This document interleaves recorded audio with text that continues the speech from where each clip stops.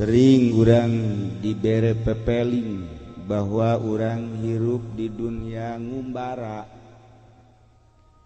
tapi ngumbara mani habek-habekan poho kaler kidul, yang ngumbara teh poho kabali. Padahal manuku urang geus kasaksian guru urang, bapak kolot urang, bapak urang, emak urang, komo musuh mah lupa jasa geus dari hitung teh mah. Tatangga urang bahkan aya nu anak, aya nu incu geus barali ka lemburna. Ieu ge urang tinggal nungguan, tur nungguan ieu moal kebal di nu paling moal kebal mah nu kolot. Moal kebal tah. Ya Allah. Tapi salajan dikitu-kitu ge kula sering ngomong mudah-mudahan Haji Pedi jaga sekolot ya supaya ditarekeun. Nu pae urang curug orok. Nah iya segan. Aya deui nu maot teh pemuda. Aya deui nu maot teh handapeun nyana bae. Heran kula ge. Maksudna teu kanyana. Padahal ngadoa terus bae.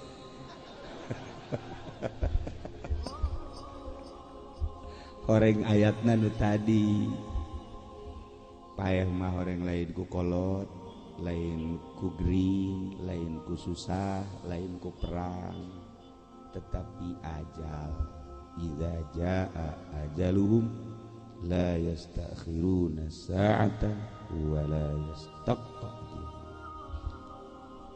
Di mana geus datang ajal mah teu ngora teu kolot, teu budak teu awewe teu lalaki. Mana mentak urang kudu nempo ka ajal urang. Ieu aing irasi ajal ieu abeh siap-siap.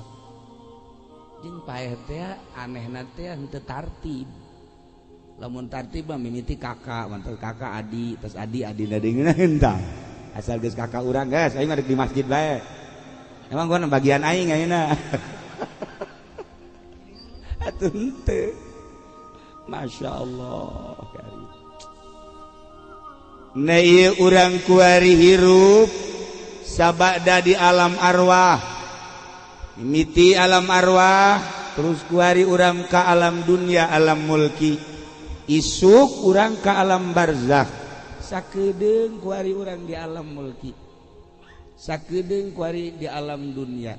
Nuku urang geus kasaksian ratusan bahkan dina pemandangan perang ribuan, Aceh tsunami ribuan, ngitungan batur bae paeh. Gorenganan ge mah ka urang paeh teh. Urang ge sok ngitungan ka gorengan batur bae. Goreng urang teh lo dihitung. Tak tololna urang tah. Ieu keur carita dosa. Pangbahaya-bahayana urang ngitungan dosa batur, kasalahan batur, ai kasalahan urang teu pernah dihitung-hitung. Tumantak dina ilmu tasawuf mah teu meunang ngitungan kasalahan batur, kudu urang bae dihitung kasalahan teh, merenung. Hasibu qabla an tuhasab. Nu jelas urang kabehan teh bakal balik ka lembur nu asli. Anu urang disupri salila hirup di alam dunia ngumbara titah bebekalan jang ka lembur nu asli.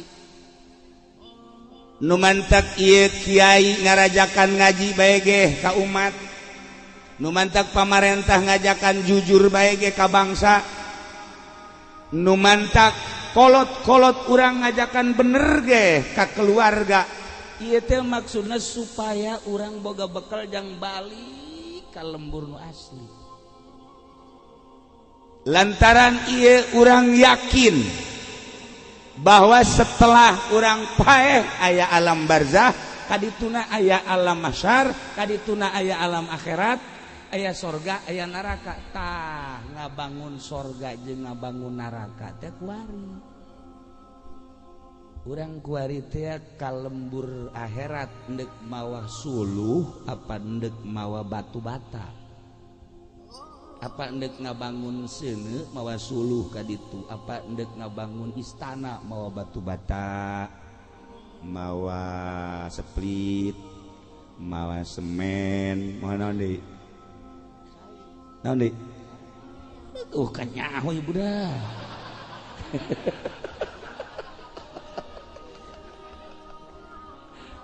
Bawaan ka ditu. Apakah orang endek mawa seuneu? Nyin seuneu, apakah hendak nyin istana? Dipersilahkan. Lamun kuari urang di dieu hendak nanya bae heulanan. Lamun urang ieu nonton TV, ieu keur ngabangun neraka apa ngabangun sorga? Ngeridit ngabangun sorga apa ngabangun neraka? Aisyah ngeridit henteu? Tarol, urang curug tolol. Jangan ngomong. Tuh kan, Masya Allah, berbagai-bagai permaksiatan eta teh horeganan urang keur ngabangun. Ketika urang sholat, ketika urang zakat, ketika urang puasa, dengan kata simpul na ibadah, berarti urang keur ngabangun surga. Nu paling ku urang kudu diinget ialah urang bakal balik ka lembur asli. Ketika orang kuari hirup di dunia, Masya Allah karim, kabeh paronjang-ronjang. Ketika neule kendaraan, Masya Allah, eta kijang nu anyar teh lampuna nongtot. Waduh wahara. Geus ngomong bae nya sabaraha duit sih eta? Sabaraha duit sih mun kredit sabaraha bulan sabaraha tahun. Ku urang diusahakeun dia. Usaha jang mobil, usaha jang imah, usaha jang pakaian, usaha jang kawin deui. Hasil paeh sakitu kitu nangis. Bakal jadi siksa. Bakal jadi siksa. Tat urang teu inget ka kos kitu tah. Teu inget ka kos kitu, Masya Allah karim. Padahal urang kuari keur ngabangun. Nah, urang kuari beli imah, baju dibagus-bagus, kendaraan, imah. Sare ge pohara. Tapi ketika orang maut, Masya Allah, bayangkan ku urang. Begitu orang maut, roh orang keluar, awak orang dicencerika, baringkeun, endetolan dulur kabeh ngalayad, tandian, bungkus. Kencengkeun, pocongkeun. Teu nyaho eta sasaha. Apakah eta bupati nu kenceng? Kena gubernur leuwih kenceng deui. Polisi leuwih kenceng. TNI Hai kabeh ieu mah. Kiai sarua. Pocong-pocongkeun. Dipocongkeun. Nyaho eta letnan, eta jenderal, eta abuya, kau mau kieu RT lain online. Ngeus. Dipocongkeun. Masya Allah. Bawa ke kuburan. Renungkeun ku urang. Ketika di kuburan nu kamari urang teu meunang salah, kudu aya spring bed ku ari samake heuh. Nu kamari kudu make AC bae. Kuari boro-boro AC. Ya Allah ya Rabb, saaya-aya. Kamari mah kudu kelega bae. Kudu tiis bae. Kudu memadai segala lengkap perlengkapan di kamar. Kuari di jero kuburan. Diuk teu bisa. Samak boro-boro loreng, boro-boro jas, boro-boro jubah. Kain kafan saaya. Mungkin coba ku urang pangbalikan urang nu asli seperti eta. Anu kamari komandana siap dan laksanakan siap dan esok dundan selesai. Nu kuari buya sia esok selesai. Eueuh naonan di jero kuburan. Murid nu kamari ieu ka urang sungkem teh malah nincakan urang. Nincakan. Anu kamari siap dan. Nyana anu nincakanana.